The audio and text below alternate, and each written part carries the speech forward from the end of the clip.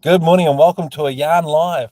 You might be able to tell I'm in a different location. I don't have my AFQY banner behind me, but I've got the car window beside me. And that's right, I'm in the middle of real estate, not quite deliberately for today's session, which is with Miles Fordyce, just recently appointed as CDO of REINZ, or Real Estate Institute of New Zealand. But sometimes during our COVID life, this is what happens. So we'll own it, we'll make it part of today's call. And welcome aboard, Miles. So good to have you here. Thank you for being coming on Yarn Live. How's your day going? Definitely pretty well so far, Ryan. Like everyone, I've decided to work from home today, just because of the nature of lockdowns and things. But no, going like everyone else's day, I suspect. Awesome. And hey, thank you so much for being here. It's amazing to hear about your announcement. We're going to talk about that a little bit later. But let's start the process as we always do with a introduction of yourself so we can meet the person before we meet the suit and the work, true AFQY style. So it gives a bit of a picture of what keeps you busy outside of work and who Miles is when he's not knee deep in data and digital transformation. Sure. Look, I've been around the tech industry for a very long time, ever since the '80s, when I first kicked off into uni and started to look at technology. But yeah, an interesting story around that was when I first kicked off into my career. Originally, I wanted to be a lawyer, and went to university and was doing both commerce and law there. But discovered very quickly after my first year's exam that law probably wasn't quite my forte. So I decided to move into tech, and ever since I've just absolutely loved the industry. Have seen so many changes in technology and people. It's just been one of those fascinating careers. I think that anyone that's been involved in the industry, or even just starting in the industry now, is one of those areas that just continually changes and is so cool.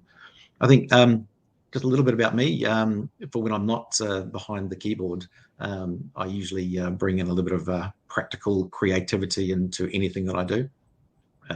So anything that involves doing something, like, whether it be gardening, whether it be home renovation. I've also managed to squeeze in a couple of car renovations in there as well. So Oh, restoring yeah. some classic old cars, back to bare metal. Had no idea what I was doing, but I'm a fast learner, so have done a few of those in my life as well. So I've tried to keep busy outside of work as much as I can.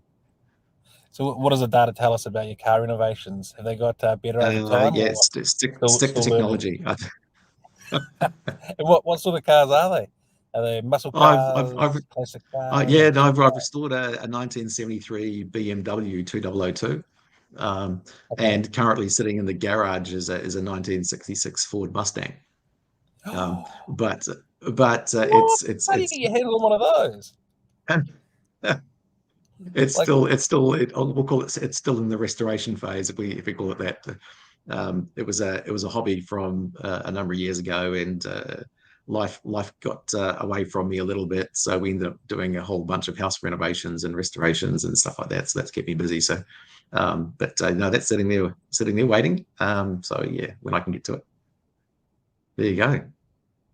well, that's the classic car, like in every movie. That's the I know. car. So, Yeah, Steve McQueen, Steve yeah, McQueen, or one of yeah, those ones. Yep.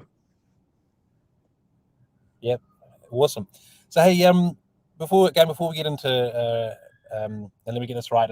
It's Rhines like Heinz. So, Real Estate Institute in New Zealand, and you pronounce the acronym Correct. Rhines like Heinz because you probably got a can of Heinz in the cupboard. We always got the emergency beans or spaghetti.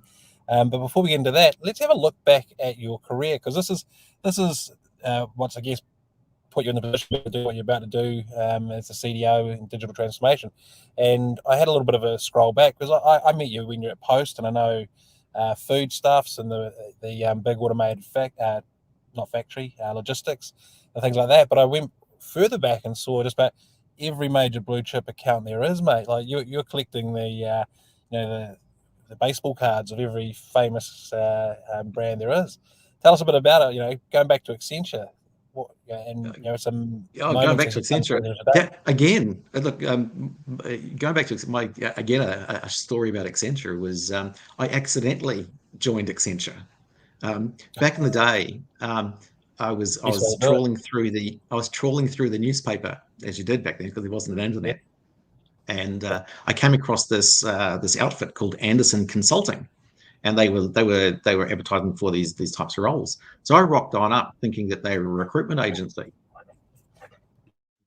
because I was very naive back in those days.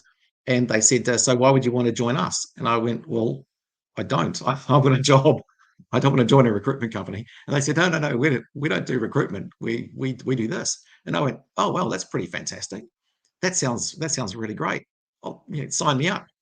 And went through the process, and they signed me up. And yeah, so that's how I accidentally joined Accenture, because they ultimately turned in from Anderson Consulting to Accenture.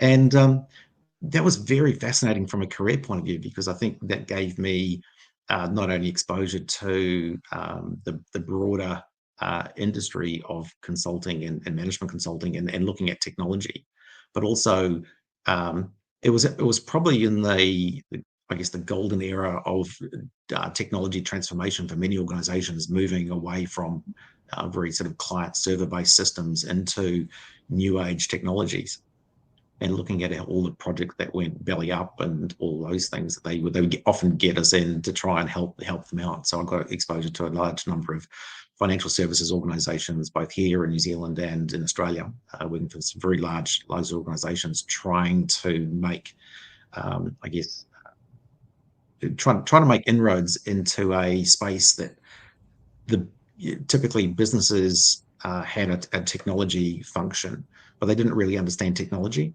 And I think looking back from that sort of time to now, where the conversation with the digital teams and the technology teams has absolutely changed.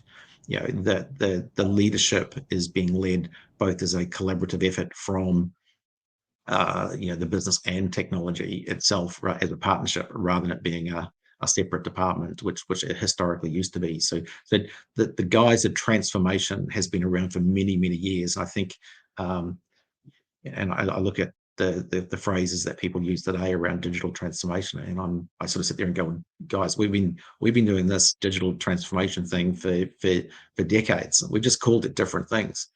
But I think what has changed is the pace of change and the expectations around those sorts of transformations.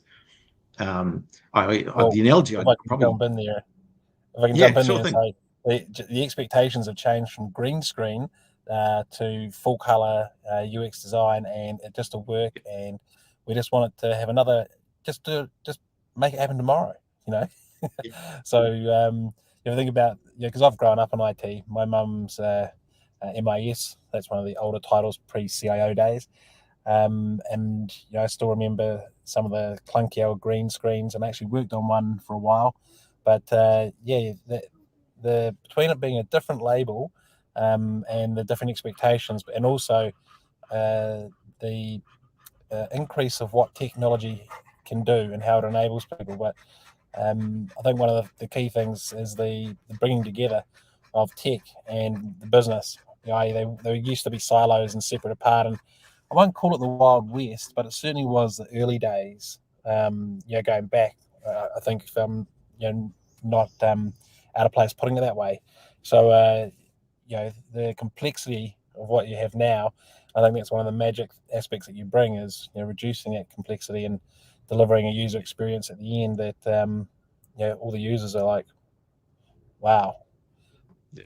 I think just to add on to that, I think what hasn't changed though is the expectations of the people who are receiving the benefit. And I think often digital transformations get so tied up in the actual transformation itself that they actually forget about why they're actually doing it, and the betterment for their customers, or in our case, our members.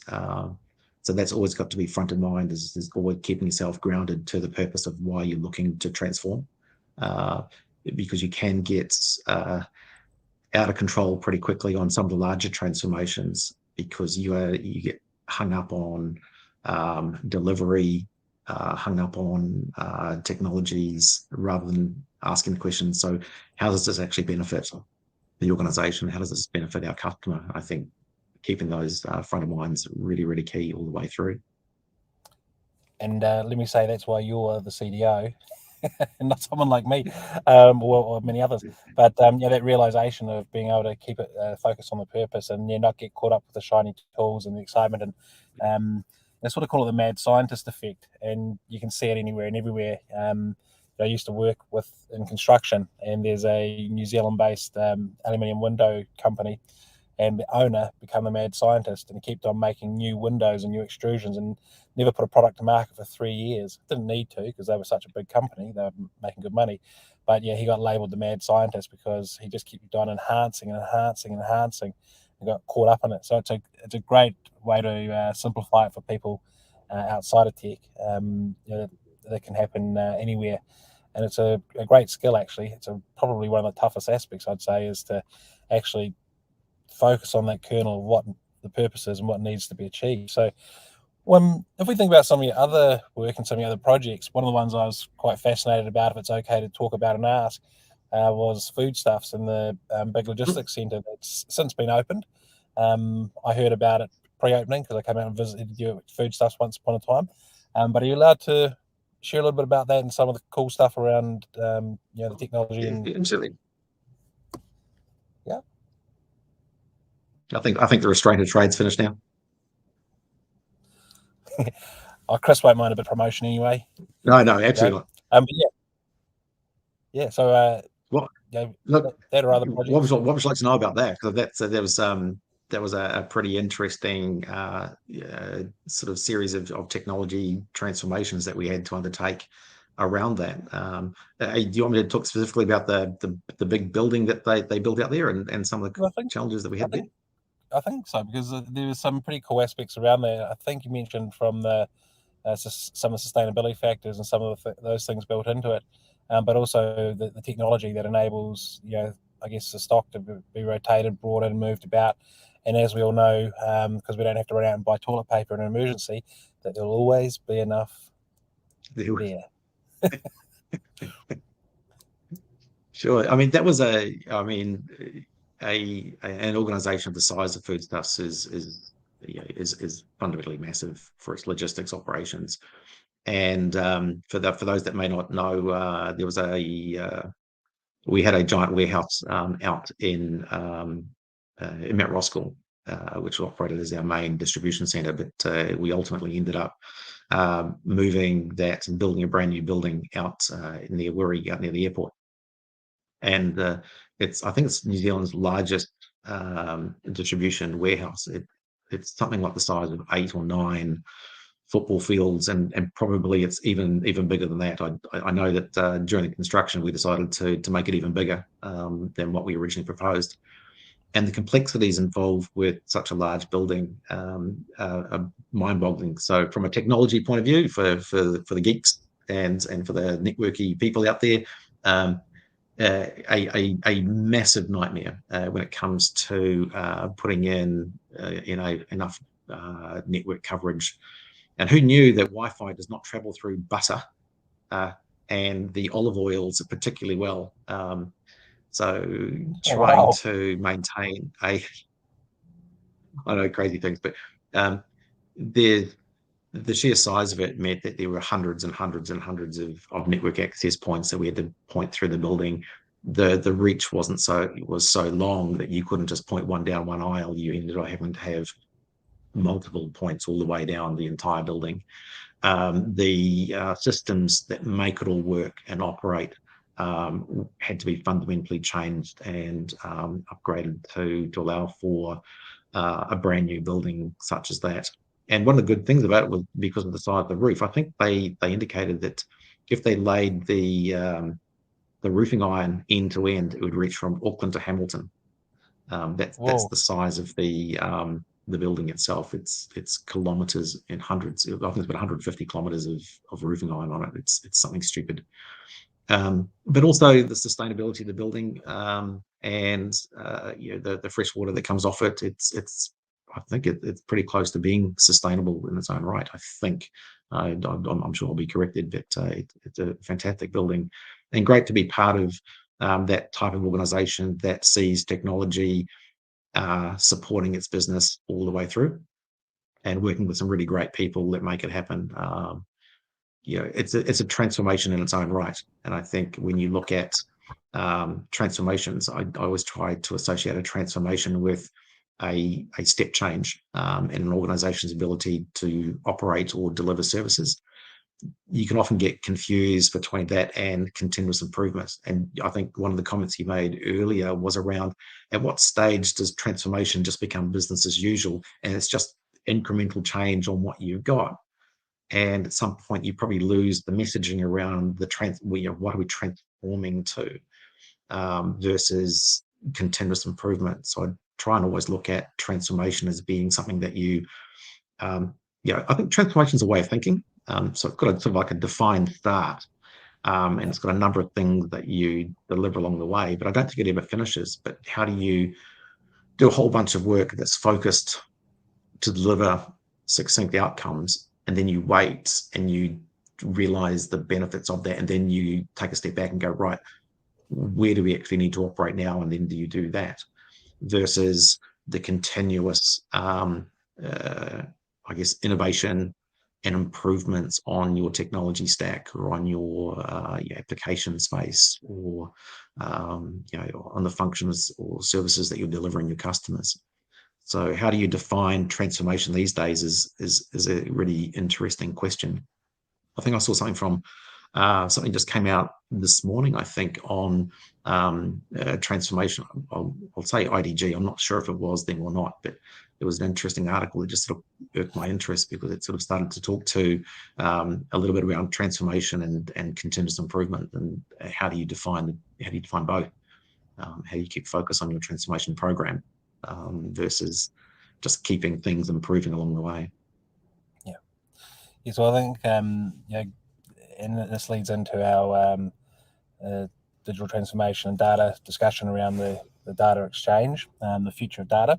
But I remember back in the early days of the term digital transformation being used and bandied about, there were lots of discussions around what is the difference. But I think a lot of people may not understand because of, if we go back to, I think it's a 2009 term of phrase, consumerisation of IT.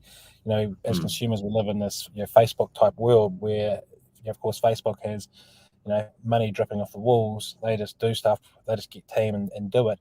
Whereas in an organisation, whatever it is, be it foodstuffs, be it REINZ, be it in New Zealand, whatnot, these things have to be probably a lot more undertaken and planned, and looking at the spend versus the return, etc. So the starting point for a organisation that does something other than IT, because that's the beauty of, say, a Facebook, their job is IT. So everyone that works there is an IT person almost, or a developer. But if you say, take in New Zealand, where there's people that ship cargo, fly planes, serve customers at a counter, all these different aspects, keeping all those different parts of IT up to the most current standard. So, of course, when you come to a transformation and this amazing change happens, which I guess about 12 or 13 years ago when cloud actually became possible, then that brought about the fact that we could now log into our email from a website. It seems so simple, but for people that have never done this before, for 20 years as a user, you come to work and you do something that way, it's quite a massive change. So it's there's a lot more to it when you're thinking about it from a business that isn't an IT business. So if we start looking at data and digital now, we're having a fascinating conversation before we started around the shift in data, and I sort of cheekily asked, is this like how we've seen a lot of industries where they go from blockchain, some Bitcoin to blockchain 2.0 to now being called Web 3.0, and you're explaining around data exchange and the future of data. So should we have a little bit of a foray into that area and give people a bit of a picture of what's coming in this data space? Ooh, good to say. I'm into crystal ball gazing a little bit, but I think if I think back over the last couple of years, anyway, there's been quite a shift in organisations looking at data and building out their data capability as perhaps the next area of evolution for their businesses. Historically, data has been one of those back office functions that has delivered reports Power BI or whatever up to the exec team and provided business operating reports. It's probably been the last couple of years when there's been a big shift towards data insights, data analytics, machine learning, AI. And as we've started to see the evolution of that, organizations have started to realize that they have a bit of a gold mine when it comes to data. But they don't know how to leverage it particularly well. And even organizations that have started on the journey, even for a couple of years, are still working their way through how they can actually leverage it as best as they can. Some of the things that we've started to see overseas, one of the things that we've got that started to come through is how do you deal to the aspects around privacy and personal data. Ultimately, as organizations, as companies, we want to be able to contact our customers and be as intimate with our customers as much as possible. And also part of it is also how do we create an environment where our business and the information that we've got can be served up in a way that means that our customers or our members or our internal stakeholders have access to the right information, not because they want to deal to it in a certain way, but certainly create better services and better value and better outcomes for the end game. And so I think what we're starting to see is how do you break down the ability to contact rather than just a cohort of customers. So we've seen market segmentation of your customer base or certain information, but how do you get to that sort of that golden nugget of being able to contact an individual personally and understand them as a customer? So whilst organizations can get people to log in and you capture everything that you know about that particular person, it's very, very difficult to get extra information about that person and then to be able to build that out so you've actually got a far greater picture of an individual. So then you can target them to provide better services or better outcomes to them. So the likes of data exchanges, which enable an aggregator to come in and actually pull different components together. So if you're part of that ecosystem and you've given permission for you to be able to share that information, the value that derives for that individual is far stronger. So there's going to be a value. It's going to be a two-way street. I'm happy to give away certain information, but I want some benefit in return. And I think the power is starting to shift, or has shifted anyway, more towards the consumer giving information, freely giving information, but they want something in return. And how do we actually step on that a little bit more so that we can actually provide better services at the same time the customer is feeling really happy, in fact delighted to share their information, and they get some value or some return from that, far greater than the classic ads that you might see pop up on your Facebook page or certain targeted marketing. There's actually got to be true value to you as an individual directly.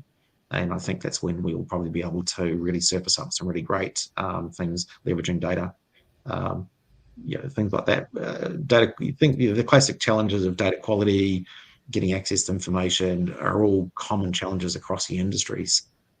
And we're learning our way as organizations through that quagmire. So if I jump in and just do a bit of a summary here to make sure I'm on the right track and potentially some of the other listeners, what I think I'm hearing is that if we look back in time, we were happily giving our data away for free. So when we reference this data exchange, this is this mutual value exchange between the people that collect it and collate it and use it and the consumers that it comes from. So when we talk about data exchange, well, data exchange is the term I'll use, it's some way of being able to collect more personal information because it's given and shared with permission by the consumer related to the Privacy Act. You can't take it if it's not enabled.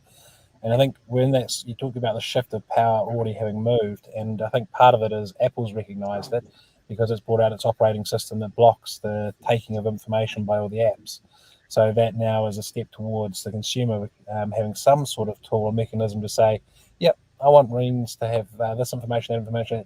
And now when I go looking for a house, I'm going to be able to, maybe even have the ability to request the information I want in a more specific way than just poking around on a website.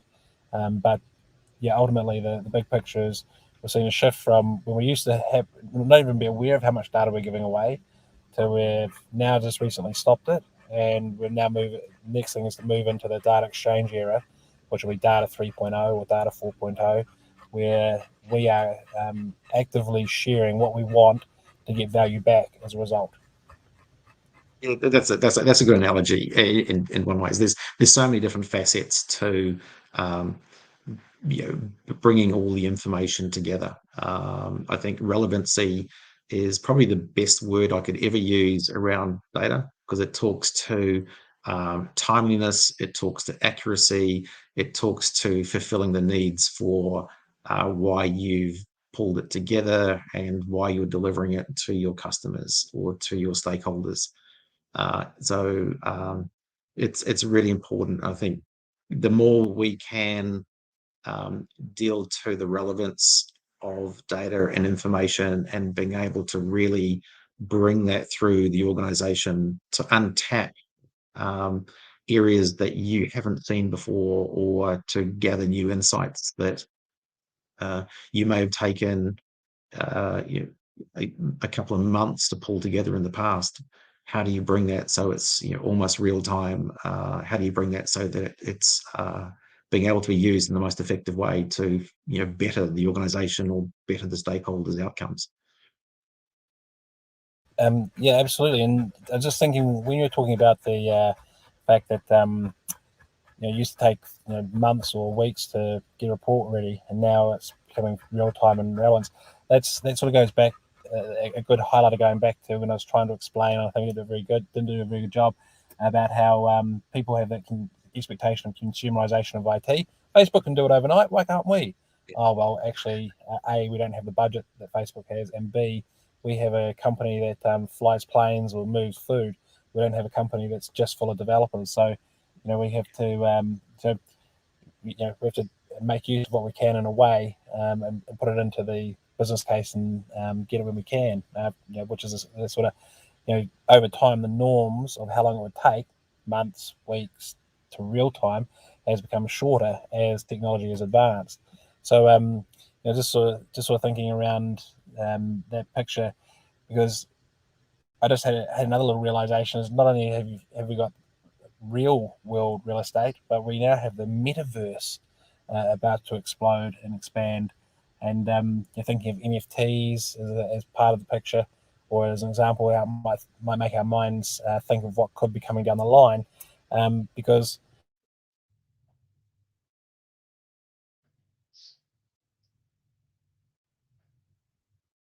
I wonder if Ryan is still there. Very difficult to know if I'm still online. Someone stick up a note if I'm still broadcasting and Ryan isn't.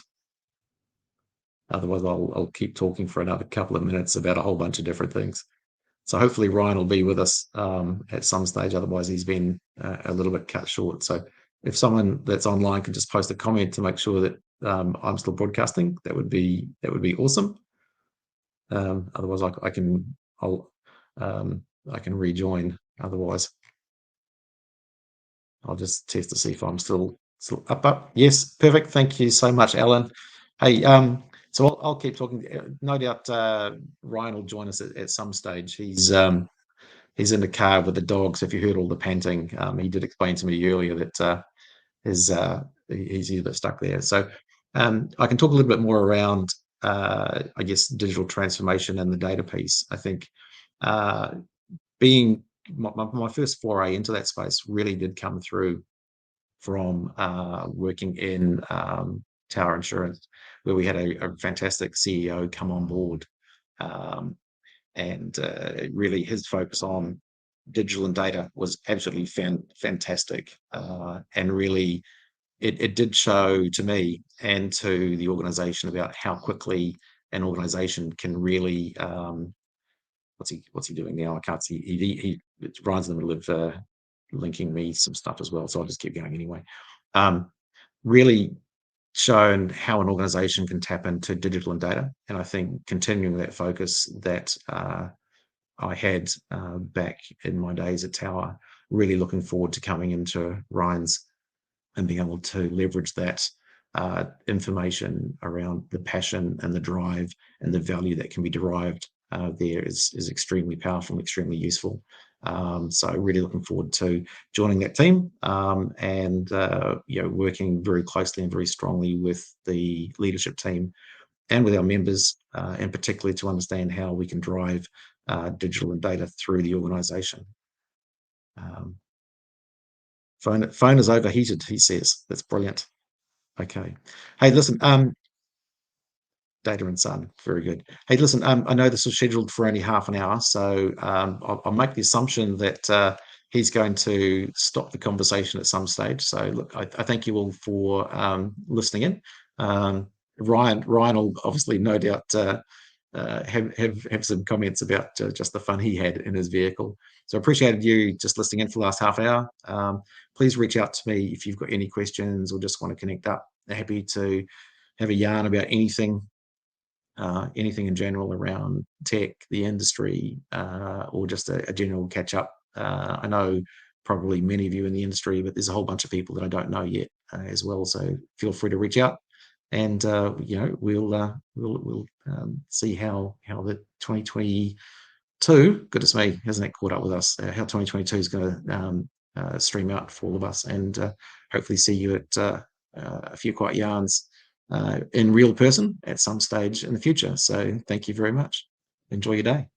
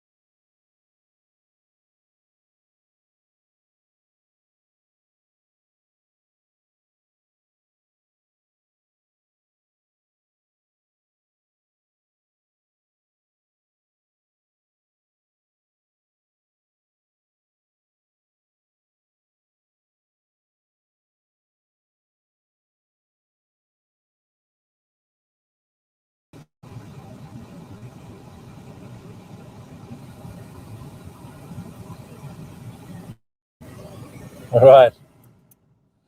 Not sure if we're actually still live. If we are, in the heat of the day and the amount of data being used by video, we had a technical difficulty we've never experienced before. And apologies for losing connection.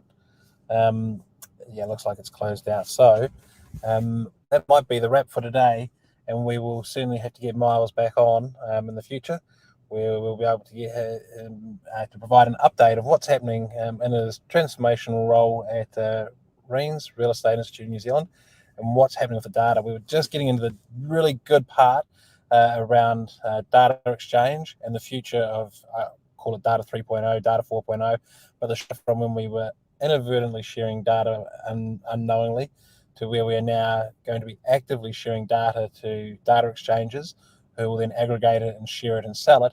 But as part of that benefit that we provide them, they provide us the value as well. And possibly that might even be that we actually get paid for our data.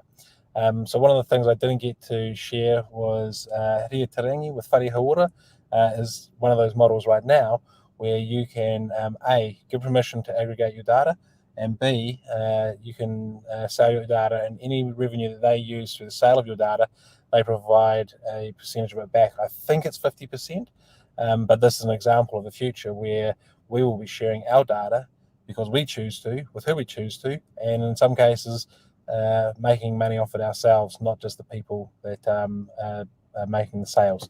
So with that, we'll call it a wrap for today, and apologies to you, Miles. The irony of sometimes COVID life. The reason I was doing it in the car is that I'm sitting outside the doctor's where my wife's having an appointment and was meant to be finished at 9, but still wasn't finished at 10:35. So there we go. Thanks very much, and we'll end and wrap it up there. And again, we will catch up with Miles in the new year to get a bit of an update and finish off our data exchange discussion. Thank you.